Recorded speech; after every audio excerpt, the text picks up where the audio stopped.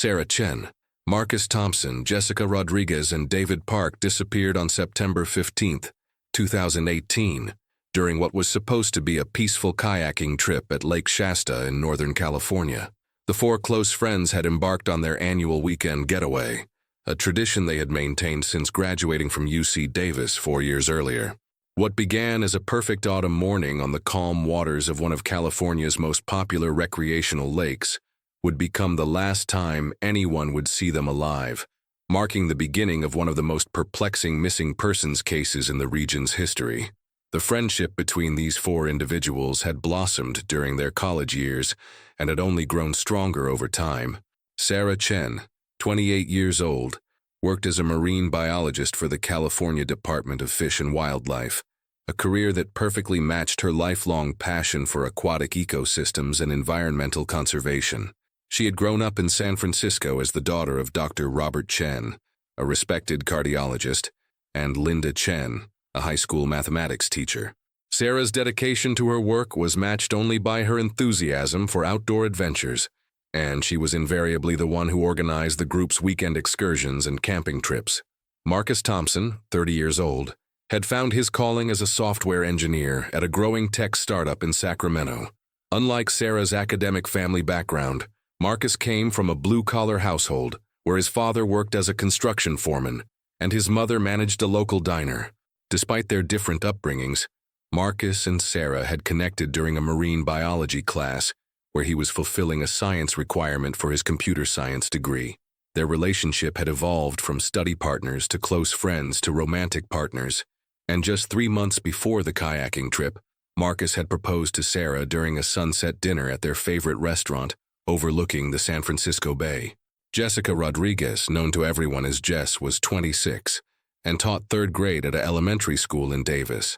She had recently gone through a difficult separation from her husband of 2 years, a process that had left her emotionally drained, but determined to rebuild her life on her own terms. The upcoming kayaking trip represented more than just a fun weekend for Jess. It was an opportunity to reconnect with the friends who had been her support system throughout the challenging period. Her colleagues at school knew her as someone who brought creativity and warmth to everything she did, qualities that made her popular with both students and parents. David Park, 29, worked as an emergency room nurse at UC Davis Medical Center, a demanding job that required him to remain calm under pressure and make quick decisions in life-threatening situations. His colleagues respected him for his competence and reliability, qualities that extended to his role within the friend group. David was often the voice of reason during their adventures, the one who remembered to pack first aid supplies and who checked weather conditions before any outdoor activity. His quiet, steady personality provided a perfect balance to Sarah's enthusiasm, Marcus's humor, and Jess's spontaneity. The tradition of annual kayaking trips had started almost by accident during their senior year of college. Sarah had suggested a day trip to Lake Berryessa as a way to celebrate finishing their final exams, and the experience had been so enjoyable that they decided to make it a yearly event. Each September, they would choose a different lake in Northern California and spend a long weekend kayaking, camping, and reconnecting away from the pressures of their professional lives. Previous years had taken them to Lake Tahoe, Shasta Lake, and Clear Lake, each trip creating memories that strengthened their bond and gave them something to look forward to during busy work periods. Lake Shasta had been Sarah's choice for 2018, selected because of her professional interest in the lake's ecosystem and her desire to observe the seasonal changes in fish populations that occurred during the fall months. The lake, formed by the construction of Shasta Dam in the 1940s, covered over 30,000 acres when full and featured numerous coves, inlets, and arms that provided endless opportunities for exploration. The area was popular with recreational boaters, fishermen, and campers, but during weekdays in September, it was usually peaceful enough to provide the tranquil experience the friends were seeking. Planning for the trip had begun weeks in advance, with Sarah taking the lead in coordinating details as she typically did. She had reserved a lakeside cabin through a vacation rental website, researched the best launch points for kayaking, and even consulted with local park rangers about current water conditions and recommended routes. Marcus had been responsible for organizing transportation, arranging to borrow a friend's pickup truck that could accommodate all 4 kayaks and their weekend supplies. Jess had volunteered to handle food planning, creating detailed meal lists and shopping for supplies that would keep them well fed throughout the weekend. David, true to his nature, had focused on safety preparations, checking that everyone had appropriate life jackets, emergency whistles, and waterproof cases for their phones.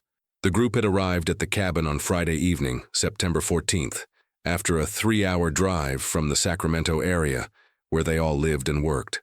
The cabin was modest but comfortable, with 2 bedrooms, a small kitchen, and a deck that offered a perfect view of the lake. As the sun set over the water, painting the sky in shades of orange and pink, the 4 friends had gathered on the deck to share dinner and catch up on the events in their lives since their last get-together. The conversation flowed easily, covering Sarah's latest research project on native fish species, Marcus's recent promotion to lead developer at his company, Jess's adjustment to single life, and her students' amusing classroom antics, and David's stories from the hospital emergency room. Saturday morning had dawned clear and beautiful, with temperatures in the mid-70s and only a light breeze disturbing the lake's surface.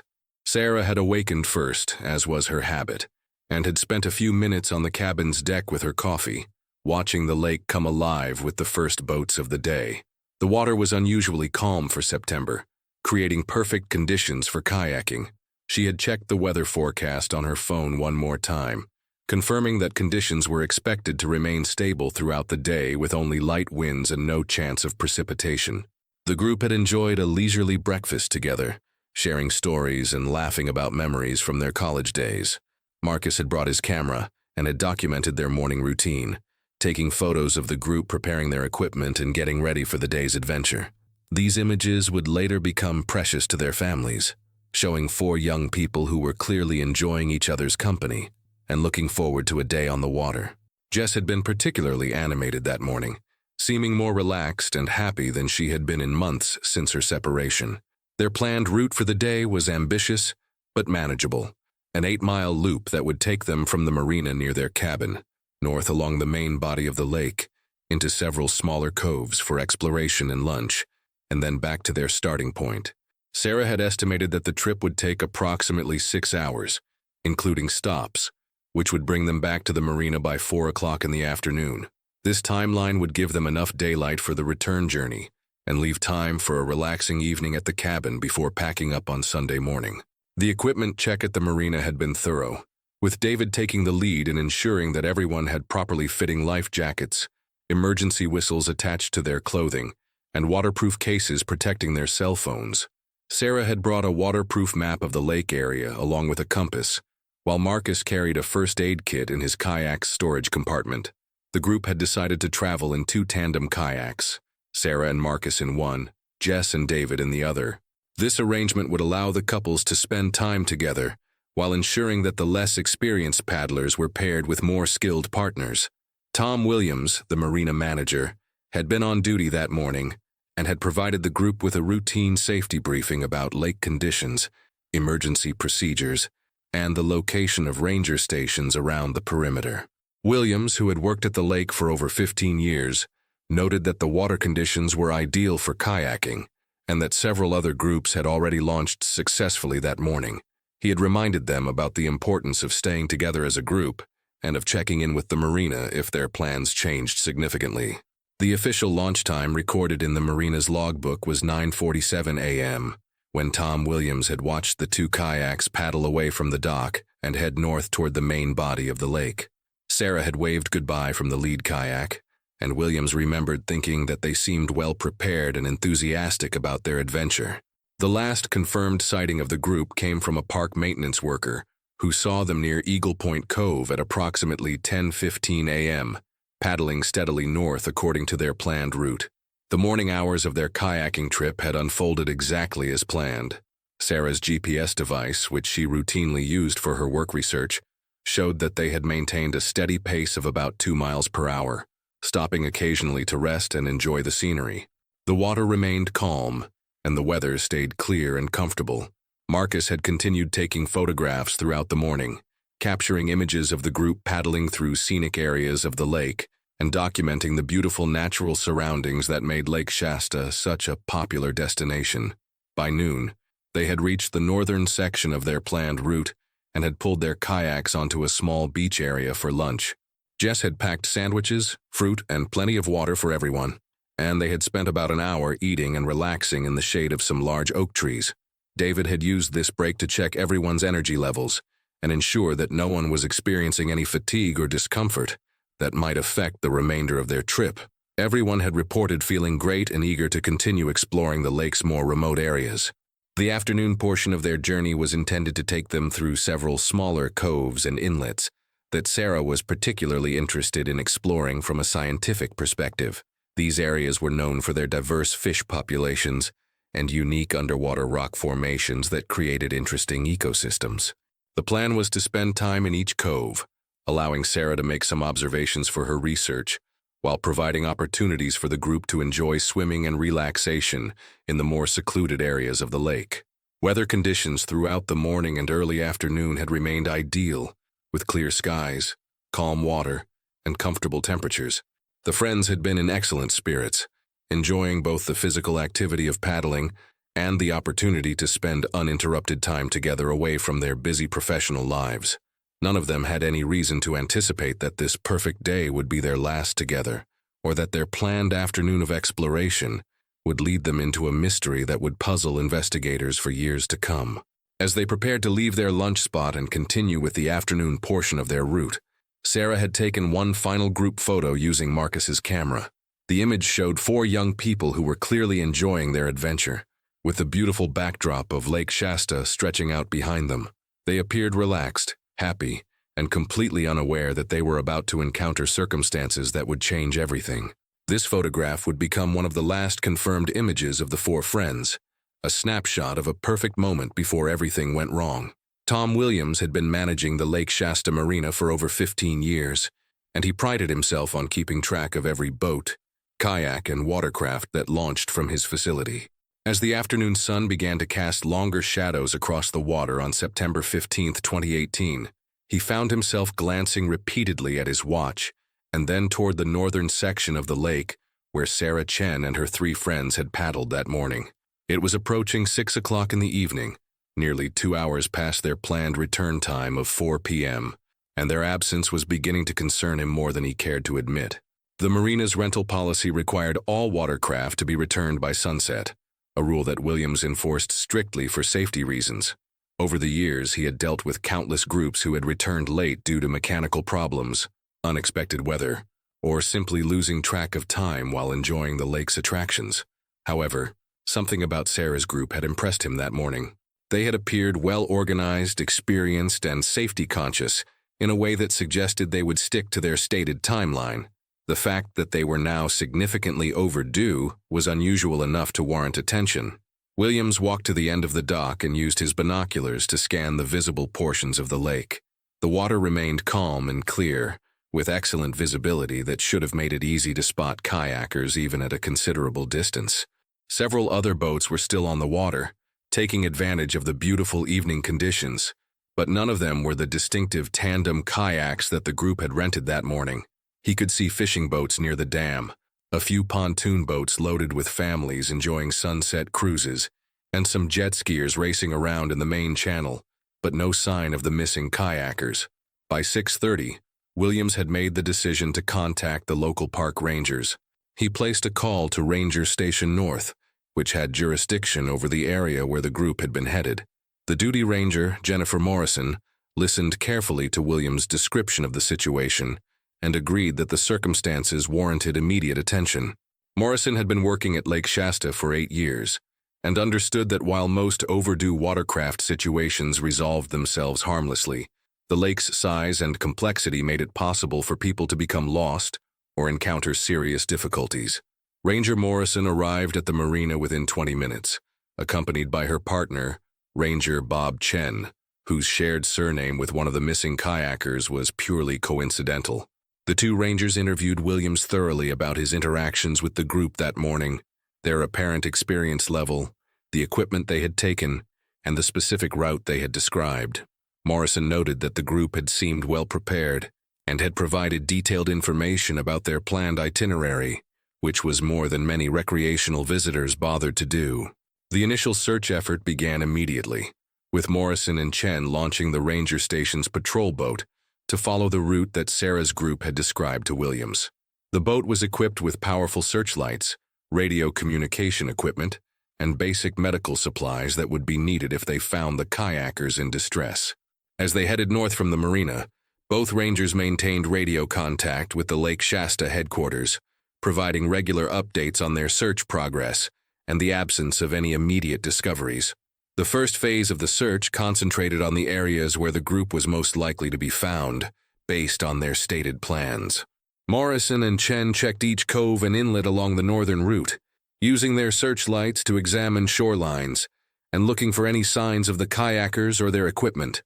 They called out repeatedly using their boat's public address system, hoping that the missing group might be stranded somewhere within hearing distance, but unable to signal for help due to equipment failure or minor injuries. As darkness began to fall around 8 o'clock, the search took on greater urgency. Morrison contacted the Lake Shasta Emergency Coordination Center to request additional resources, including more patrol boats and the helicopter unit that was sometimes available for emergency situations. The center's protocol for missing watercraft situations required an escalated response when people had been overdue for more than 4 hours, especially when the missing group included multiple individuals who had not returned to their expected pickup point. The expanded search effort that began after 8 p.m. involved multiple agencies and dozens of personnel. The California Department of Parks and Recreation provided additional patrol boats and rangers familiar with the lake's geography. The Shasta County Sheriff's Office contributed marine patrol units and began coordinating with other law enforcement agencies in the region. The U.S. Coast Guard, while not typically involved in inland lake operations, provided consultation and specialized equipment that could be useful in conducting systematic searches of large water areas. By 9:30 that evening, the search had grown to include 6 patrol boats, a helicopter with thermal imaging equipment, and more than 20 professional search and rescue personnel. The operation was being coordinated from the main ranger station, where detailed maps of the lake were spread across tables and search areas were being systematically assigned to different teams. Williams remained at the marina to assist with the coordination and to be available in case the missing group managed to return on their own. The first significant discovery came at approximately 10:15 p.m. when Ranger Morrison's boat located one of the tandem kayaks floating empty near Hidden Cove, an area that was roughly 3 miles from where the group's route was supposed to end. The kayak appeared to be undamaged but was missing its paddles, and the life jackets that had been secured inside the storage areas were no longer present. Morrison immediately radioed the discovery to the coordination center and established a perimeter around the area to preserve it as a potential evidence scene. The discovery of the empty kayak transformed the nature of the search operation. What had begun as a routine effort to locate overdue recreational boaters now became a potential emergency rescue situation. The absence of the life jackets suggested that the kayak's occupants had been wearing them when they left the vessel, which was encouraging from a survival perspective. However, the fact that the kayak was found miles from the planned route raised questions about what had caused the group to deviate from their intended path. Additional search resources were immediately deployed to the area around Hidden Cove. Divers from the Shasta County Sheriff's Office were called in to search the underwater areas near where the kayak had been found, while additional patrol boats began systematic searches of the shoreline and nearby coves. The helicopter pilot used thermal imaging equipment to scan for heat signatures that might indicate people in the water or stranded on remote sections of shoreline. The search continued throughout the night, with teams working in shifts to ensure continuous coverage of the most likely areas. Powerful spotlights illuminated sections of the lake that were normally dark and quiet, while radio communications buzzed with constant updates from different search teams. The operation had taken on the urgency and scale of a major emergency response, with personnel from multiple agencies working together to locate 4 people who had simply vanished from what should have been a routine day of recreation. As dawn broke on Sunday morning, September 16th, the search entered its second day with no sign of Sarah, Marcus, Jess, or David. The overnight search had covered hundreds of acres of water surface and dozens of miles of shoreline, without discovering any additional evidence of what had happened to the group. The single empty kayak remained the only tangible clue to their disappearance. floating silently in hidden cove like a puzzle piece that belonged to a picture no one could see. The second kayak was discovered on Sunday afternoon by a dive team working in deeper water approximately half a mile from where the first kayak had been found. This kayak was partially submerged and showed minor damage to its hull, suggesting that it might have struck something or been damaged during whatever incident had befallen the group. Like the first kayak, it was missing its paddles and life jackets, and there were no signs of its occupants in the immediate area. News of the disappearance had begun to spread beyond the immediate search and rescue community. By Sunday afternoon, local television stations picked up the story, broadcasting reports about the missing kayakers and the ongoing search effort. Social media posts began appearing as friends and family members of the missing group shared information about the situation and asked for prayers and assistance in the search effort. The hashtag #NotJustFindOurFriends began trending locally as people shared photographs and memories of the 4 missing friends. The families of the missing kayakers began arriving at Lake Shasta throughout Sunday as news of the situation reached them. Dr. Robert Chen and his wife Linda made the drive from San Francisco as soon as they received the call from park rangers, bringing with them recent photographs of Sarah and detailed information about her outdoor experience and swimming abilities. Marcus Thompson's parents, who lived in a small town outside Sacramento, arrived with other family members who immediately volunteered to join the search effort in any way possible. Jess Rodriguez's mother, Maria, made the journey from Los Angeles where she worked as a hospital administrator. As a single parent who had raised Jess on her own after her husband's passing when Jess was young, Maria had maintained an especially close relationship with her daughter. The news of Jess's disappearance was devastating to her, but she threw herself into helping with the search effort, providing detailed information about Jess's habits, preferences, and the emotional state she had been in following her recent separation. David Park's family included 2 siblings, who were also medical professionals and who brought an analytical perspective to understanding the search effort. His brother Michael, an emergency physician, consulted with the search and rescue coordinators about survival prospects and the medical factors that might affect people who had been in the water for extended periods. His sister Karen, a nurse practitioner, helped coordinate communication between the families and provided emotional support to the other parents who were struggling to cope with the uncertainty. The coordination center established at the main ranger station became a hub of activity as the search entered its 3rd day. Detailed maps covered every available surface, marked with colored pins indicating areas that had been searched, evidence that had been found, and grid patterns for future search efforts. Radio communications provided constant updates from search teams working on the water, while telephone calls brought information from other agencies and potential witnesses who might have seen something relevant. Detective Amanda Foster from the Shasta County Sheriff's Office had been assigned as the lead investigator for what was now being treated as a missing persons case rather than simply a search and rescue operation. Foster brought 15 years of experience in investigations involving missing persons, and she understood the importance of gathering detailed information about the missing individuals, their relationships, their recent activities, and any factors that might be relevant to their disappearance. Foster's investigation began with extensive interviews of the families, friends, and colleagues of the missing kayakers. She learned about Sarah's dedication to her work and her enthusiasm for outdoor activities, Marcus's recent engagement and promotion at work, Jess's emotional recovery from her separation, and David's steady reliability in medical training. None of the information suggested any reason why the group might have deliberately disappeared or any conflicts that could have led to problems during their trip. The detective also interviewed Tom Williams and other marina personnel extensively about their observations of the group on Saturday morning. Williams provided detailed descriptions of the equipment the group had rented, their apparent experience level, and the specific route information they had shared with him.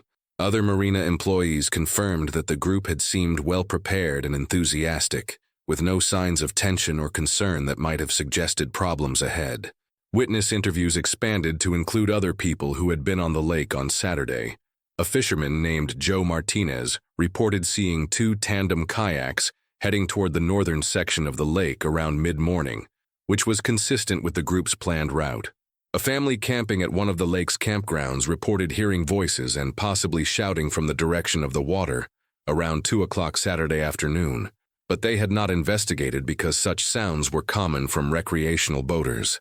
The investigation also focused on environmental factors that might have contributed to the disappearance. Weather records confirmed that conditions had been ideal for kayaking throughout Saturday morning and early afternoon, with calm water, clear skies, and light winds. However, meteorologists noted that localized weather patterns around large lakes could change quickly, and that sudden gusts of wind or brief storms might not be reflected in general weather data for the region. Water rescue specialist Captain Mike Rodriguez was brought in to analyze the lake conditions and the locations where the kayaks had been found. Rodriguez had extensive experience with water rescue operations and understood the complex currents and wind patterns that could affect small watercraft on large lakes. His analysis suggested that the kayaks had likely drifted from their original locations, making it difficult to determine exactly where the incident had occurred. Cell phone records provided some additional information about the group's movements on Saturday. The last signals from their phones had been detected by cell towers in the northern section of the lake around 1:23 p.m., which was consistent with their planned route and timing. However, the phones had apparently been turned off or lost signal after that time, preventing investigators from tracking their subsequent movements or determining when they might have encountered difficulties. As the search entered its second week, the massive effort that had initially involved dozens of personnel and multiple agencies began to scale back to a more sustainable level. The immediate areas around where the kayaks had been found had been searched exhaustively, and expanding the search to cover the entire lake would require resources that were not available for an indefinite period. However, the search was not abandoned, and teams continued to work in areas that had not yet been thoroughly examined. The families of the missing kayakers refused to accept that the search should be reduced, and they organized their own efforts to supplement the official investigation. Volunteers from the community joined weekend search parties that covered shoreline areas and remote coves that had not been accessible to the larger boats used in the official search. Social media campaigns kept the story in public attention and generated tips and potential leads that were investigated by Detective Foster and her team. After 6 weeks of intensive searching involving hundreds of personnel, thousands of hours of effort, and the systematic examination of vast areas of the lake and surrounding land, the official search was suspended pending the discovery of new evidence. The case was classified as a missing persons investigation, with 4 individuals presumed to have drowned in an accidental incident.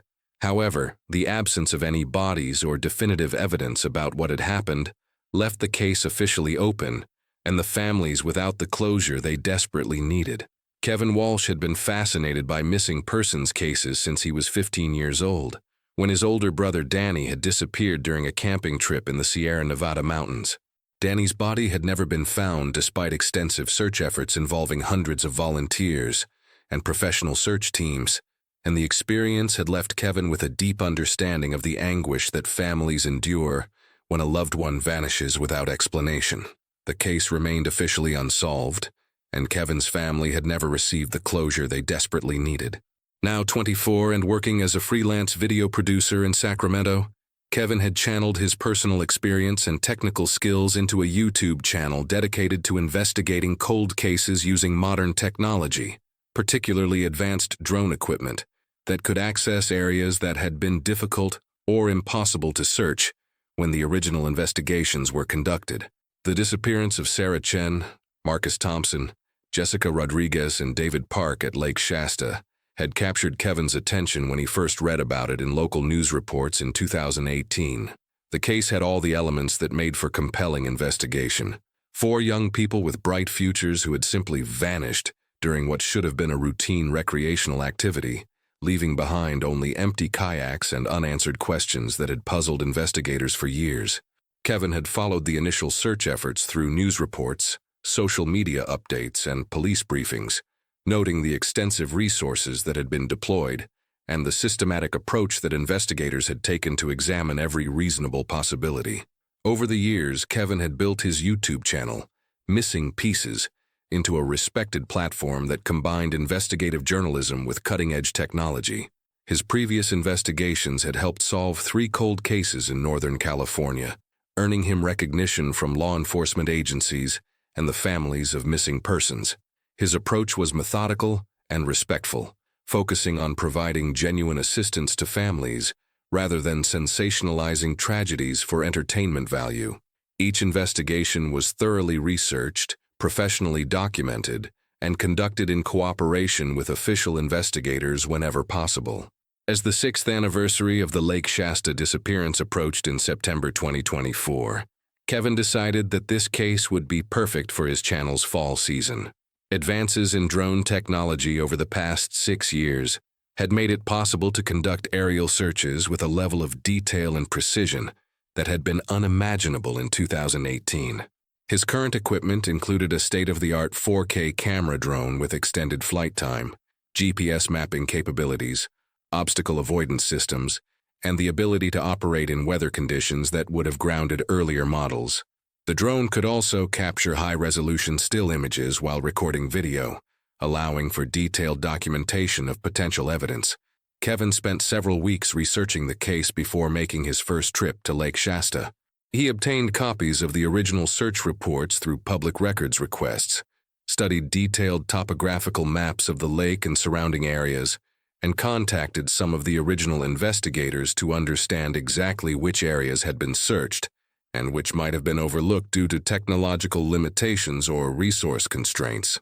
He also reviewed weather data from September 2018, examined satellite imagery of the lake from that time period, and studied changes in water levels and shoreline configurations that had occurred over the intervening years. Detective Amanda Foster, now retired but still interested in the case that had defined the later years of her career, provided valuable insights about the limitations of the 2018 search effort and areas where new technology might be able to reveal information that had previously been inaccessible. Foster explained that the original search had been hampered by the lake's size, the depth of water in many areas, and the limited underwater visibility that had made it difficult to locate objects on the lakebed. She also noted that budget constraints had forced the search to be suspended before some remote areas could be thoroughly examined. The seasonal conditions at Lake Shasta in September 2024 were particularly favorable for Kevin's investigation. The lake's water levels were significantly lower than usual due to ongoing drought conditions throughout California, exposing areas of the lakebed that had been completely underwater during the original search in 2018. This meant that objects or evidence that had been submerged and invisible 6 years ago might now be accessible to aerial observation or even ground-based investigation. The lower water levels also provided better underwater visibility, making it easier to spot objects on the lakebed from aerial platforms. Kevin's methodical approach to the investigation began with creating detailed flight plans that would ensure systematic coverage of the entire lake area. He divided the lake into grid sections and planned drone flights that would overlap slightly to guarantee complete documentation. Each flight was carefully planned to take advantage of optimal lighting conditions, typically during the late morning and early afternoon hours, when the sun's angle provided the best underwater visibility.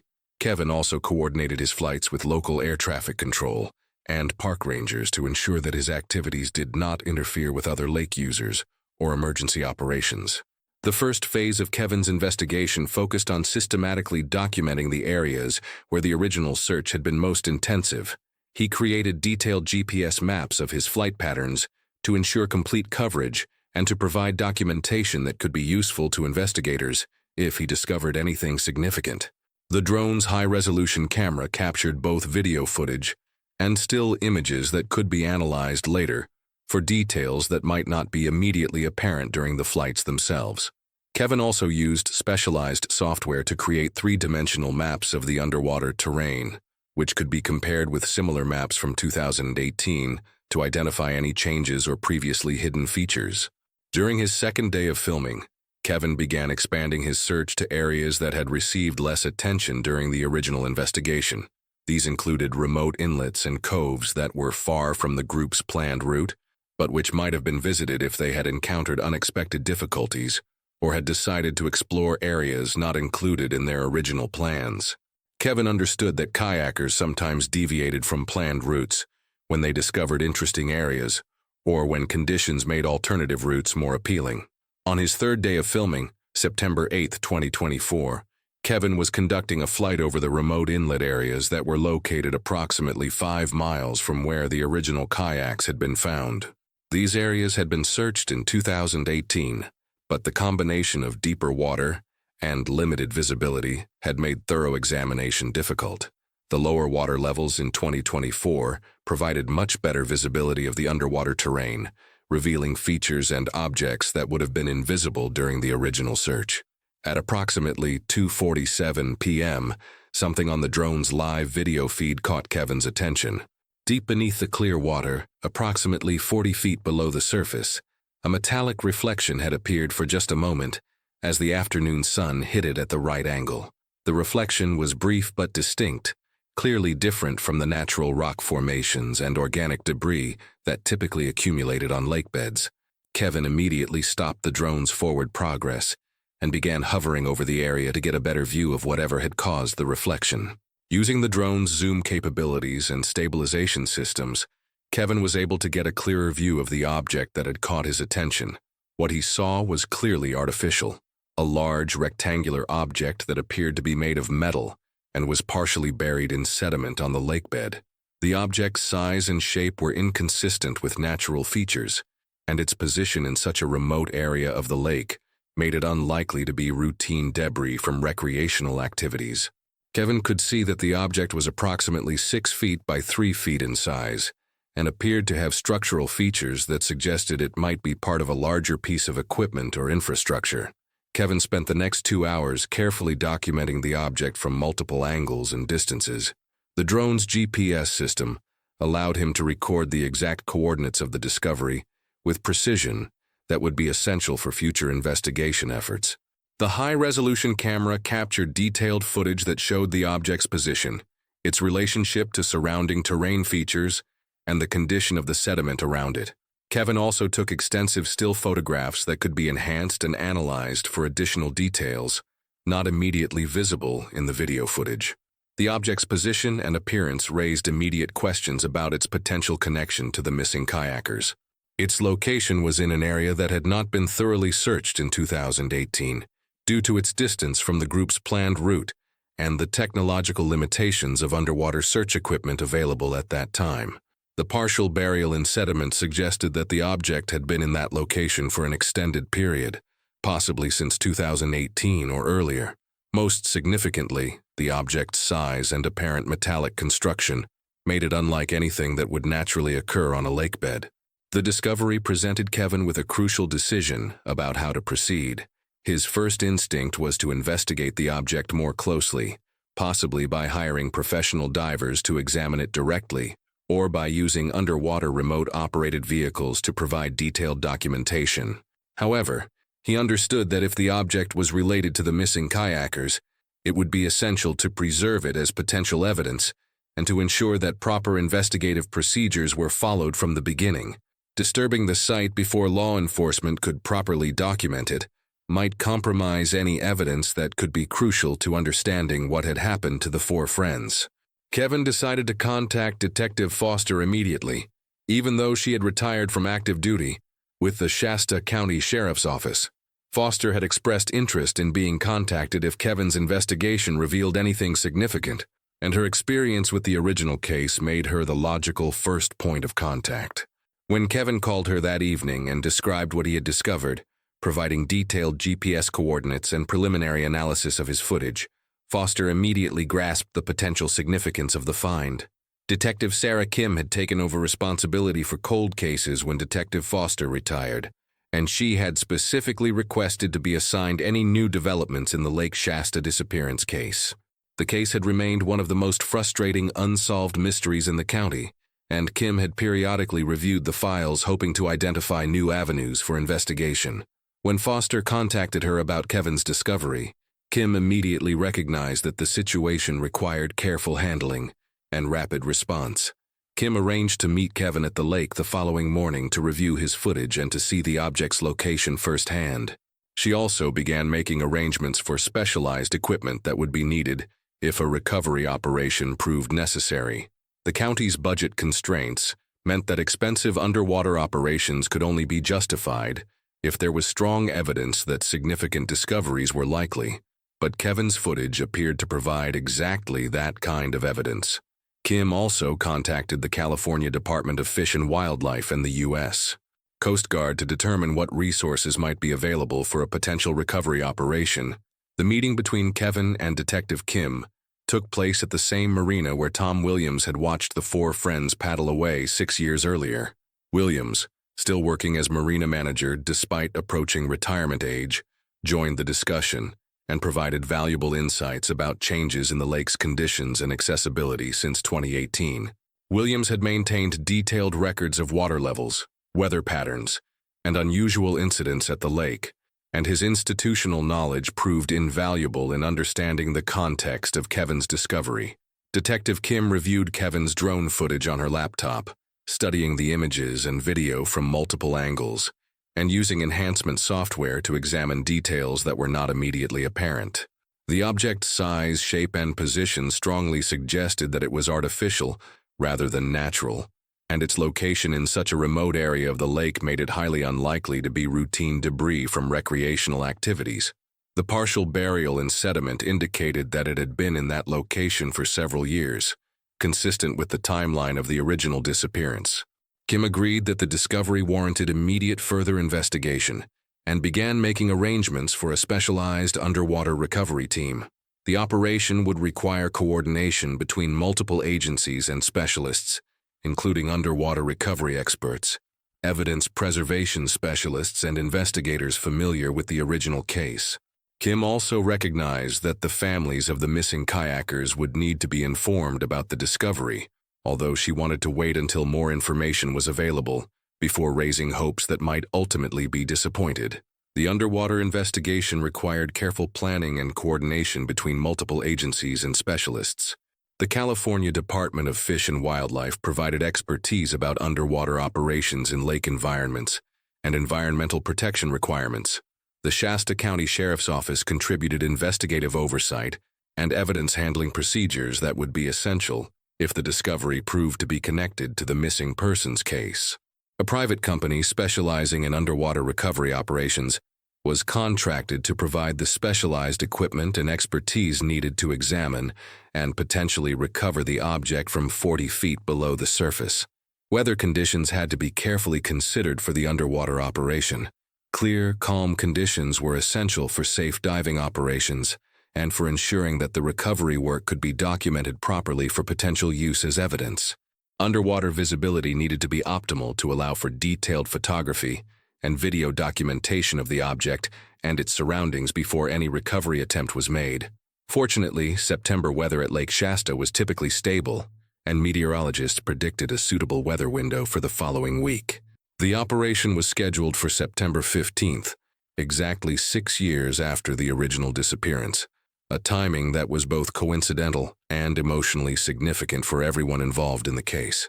The date had been chosen purely for practical reasons related to equipment availability and weather conditions, but the symbolic importance was not lost on the investigators, Kevin, or the families who would soon learn about the discovery.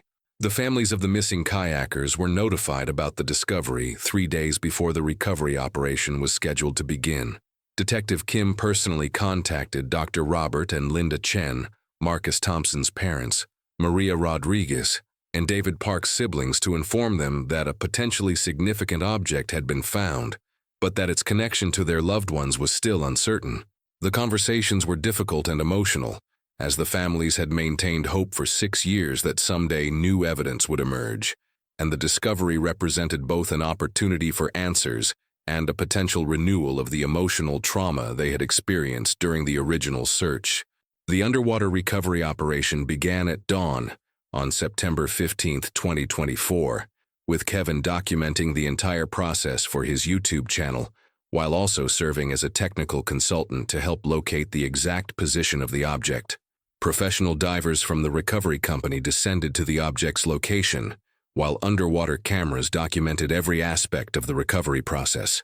The first close-up images revealed that the object was indeed artificial and appeared to be the roof or upper section of a large recreational vehicle, boat, or floating platform that had somehow ended up on the lakebed. The metal structure was heavily corroded from years of submersion in the lake water, but its structural integrity remained sufficient for safe recovery. The object appeared to have been constructed from aluminum, or a similar lightweight metal, which explained why it had not completely disintegrated despite years of underwater exposure.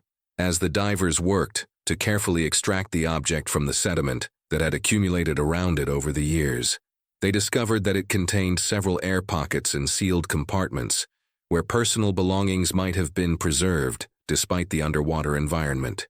The most significant discovery came when divers found a waterproof camera case wedged in one of the object's structural spaces.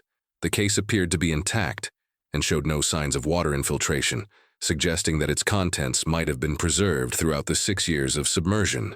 The case was carefully removed and brought to the surface, where it was immediately secured as potential evidence and transported to the crime laboratory for detailed examination. When the camera case was carefully opened under controlled conditions at the laboratory, investigators found a digital camera that had been completely protected from water damage. The camera's memory card was intact and contained hundreds of photos, including images that had been taken on September 15, 2018, the day of the disappearance. The discovery of photos from that specific date was the first concrete evidence that had been found linking any physical object to the missing kayakers. The camera's timestamp data showed that photos had been taken as late as 2:47 p.m.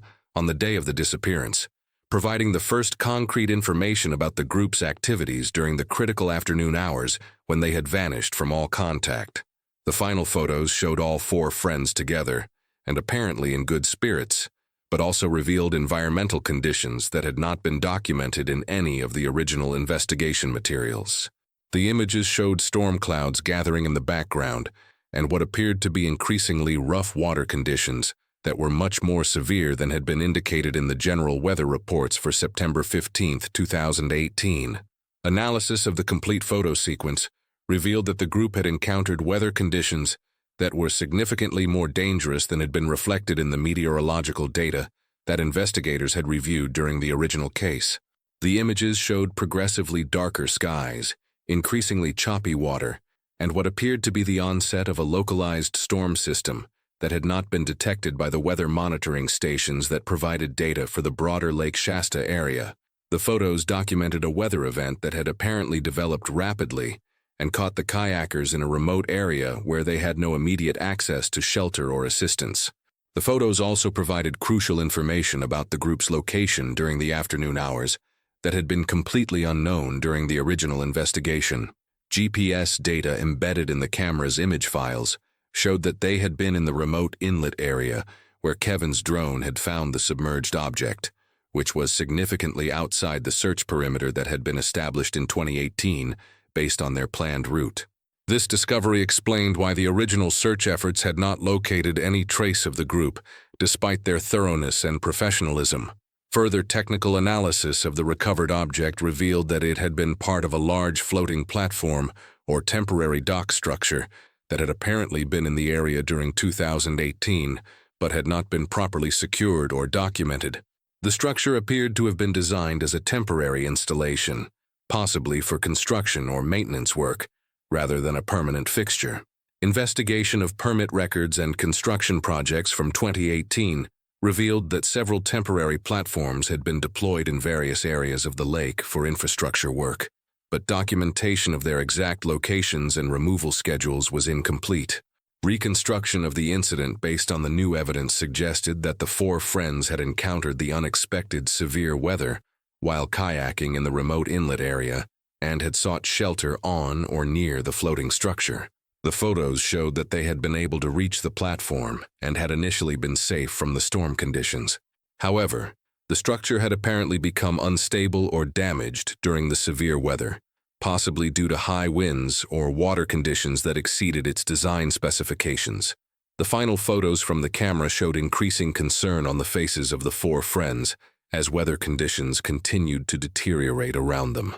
The last image captured at 2:47 p.m. showed all 4 individuals together on what appeared to be the floating platform, but storm conditions in the background suggested that their situation was becoming increasingly dangerous.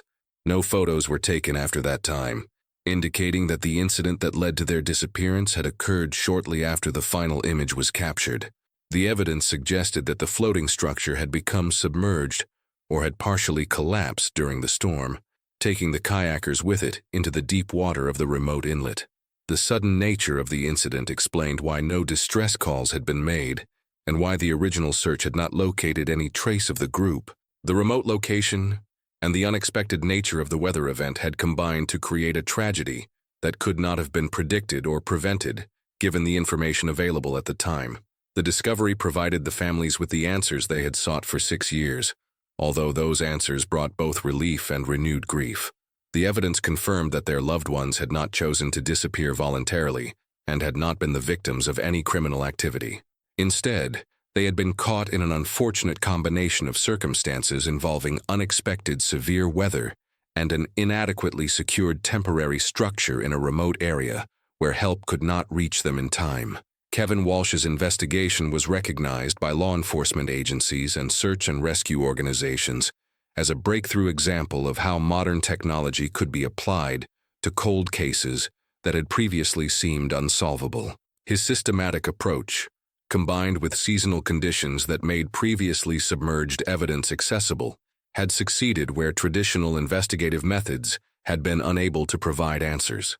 The case became a model for other investigations involving missing persons in aquatic environments and led to new protocols for using drone technology in search operations.